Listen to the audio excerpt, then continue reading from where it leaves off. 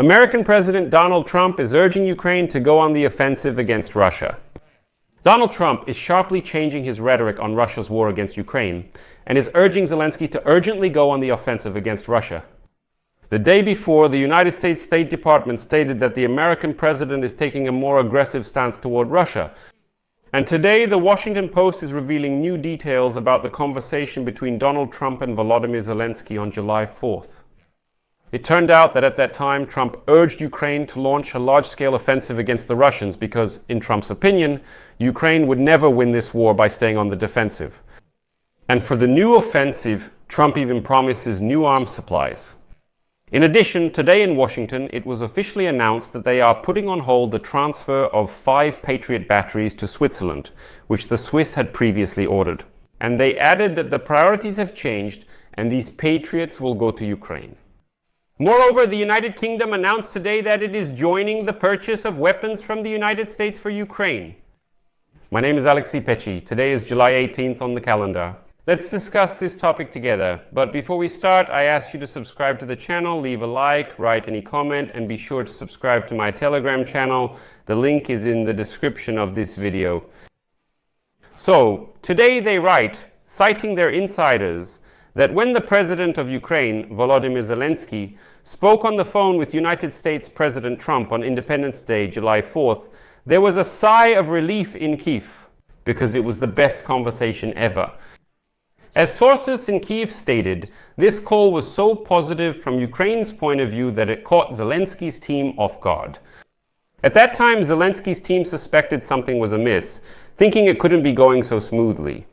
Maybe it's still worth waiting for Trump's actions. And here, the Washington Post rightly noted that Ukrainians, more than anyone else, know just how unpredictable Trump's mood can be. In February, Zelensky and Trump had a tense meeting in the Oval Office, resulting in the Ukrainian president being asked to leave the White House.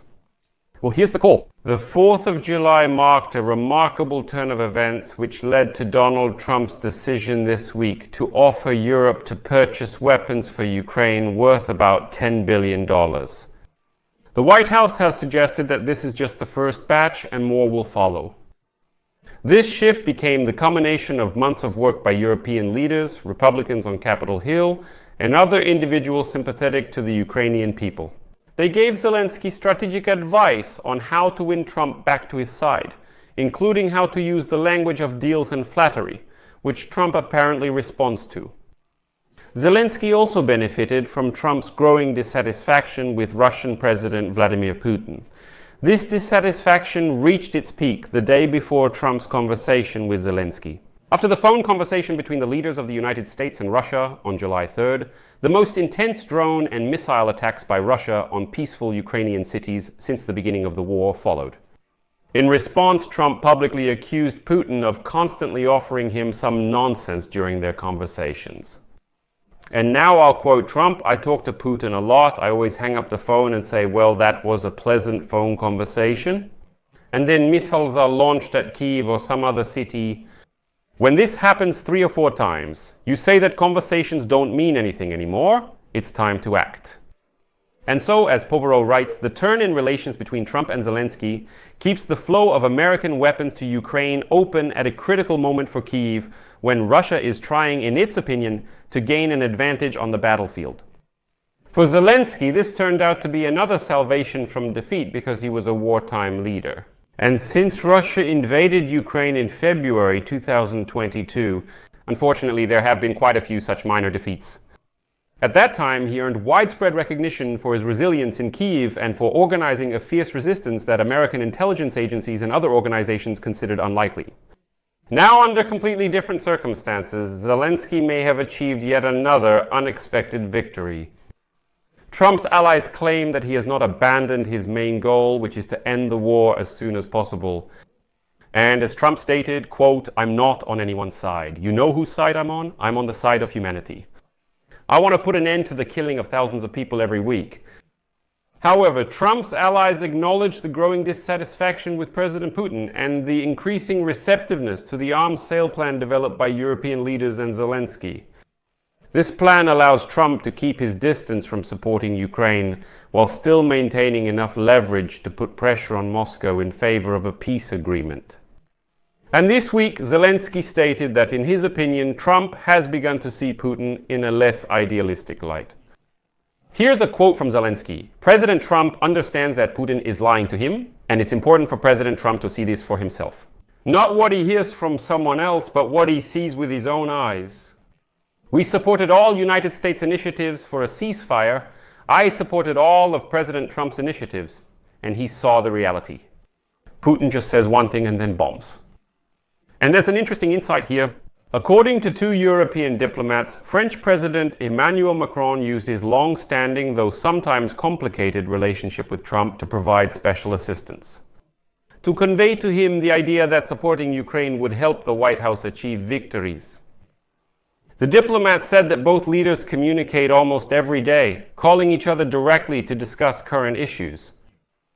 British Prime Minister Keir Starmer has also focused on building warm relations with Washington, and German Chancellor Friedrich Merz has contributed to this in recent weeks by establishing a good relationship with Trump after their first meeting in the Oval Office in early June.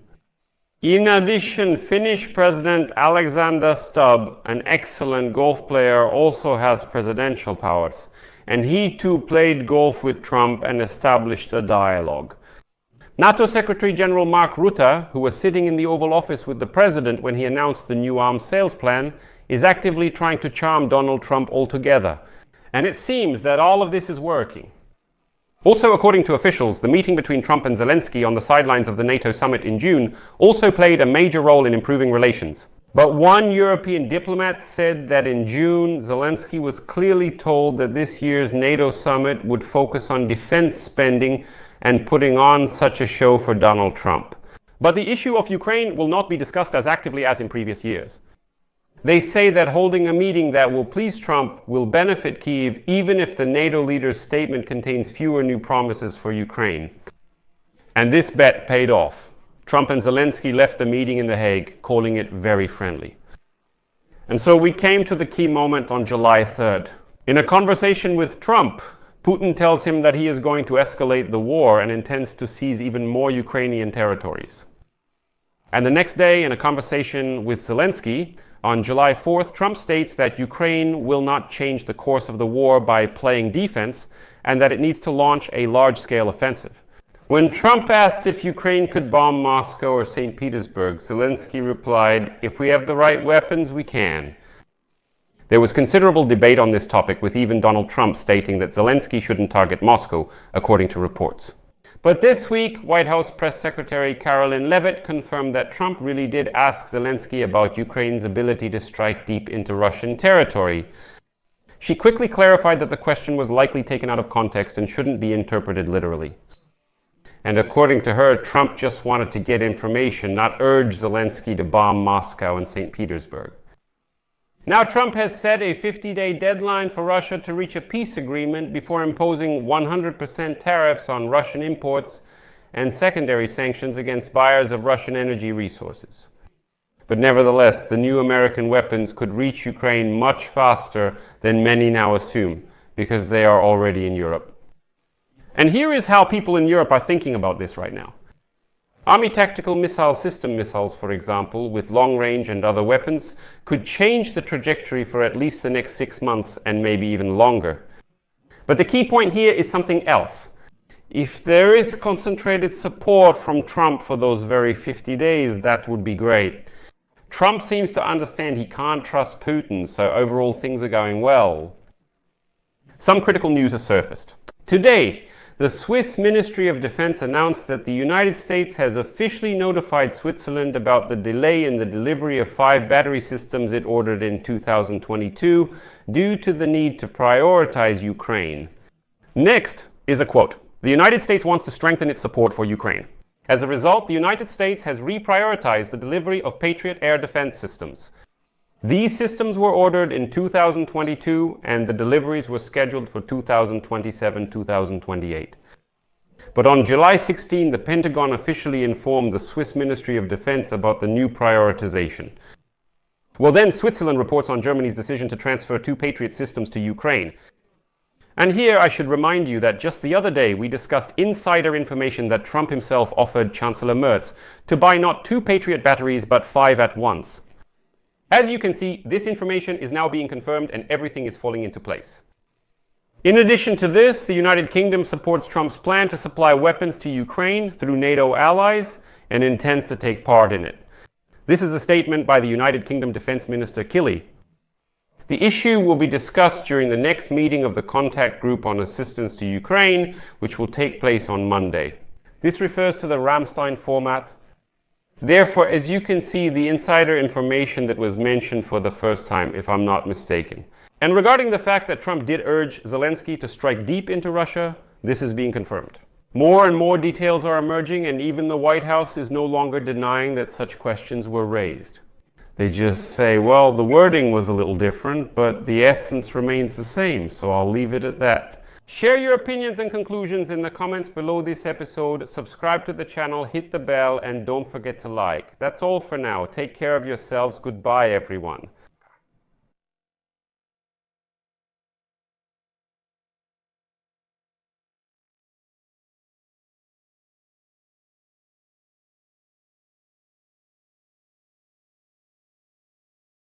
Subtitles created by